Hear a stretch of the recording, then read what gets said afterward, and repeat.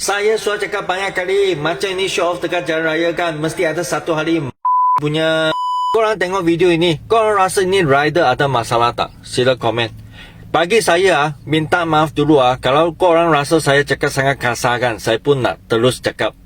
Ini rider memang tak ada otak tau. Kalau ada otak dia tak akan bikin macam ini. Korang rasa betul tak? Pertama, dia ingat dia bujang lagi Saya faham. Kalau bujang memang masa kan, orang muda mah, betul tak? Berani sikit, okey lah. Suka show off, kerana dia suka kaya mah, betul tak?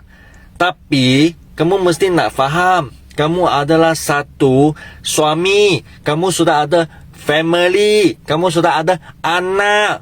Takkan buat macam ini mah. Kedua, you sendiri show off. You sendiri nak tunjuk dengan jalan raya. Tak apa, kerana you satu orang mati, tak ada apa-apa mea. Kerana itu nyawa kamu mea mah. Kamu nak pilih bagaimana pun boleh, okey? Ngam tak? Tapi kamu boleh bawa you mea anak, bawa you mea bini. Aduh. You tak ada fikir kalau you ada sikit-sikit mistake saja sekeluarga tau. Sekeluarga meninggal bersama tau. Ayo. Ketiga, kamu sudah kahwin, betul tak?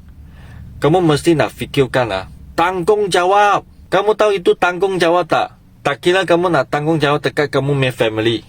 Atas jalan raya pun nak tanggungjawab tau. Kalau kamu ada mistake, kamu sekeluarga meninggal pun tak apa. Kamu jangan buat orang pun bersama kamu meninggal tau.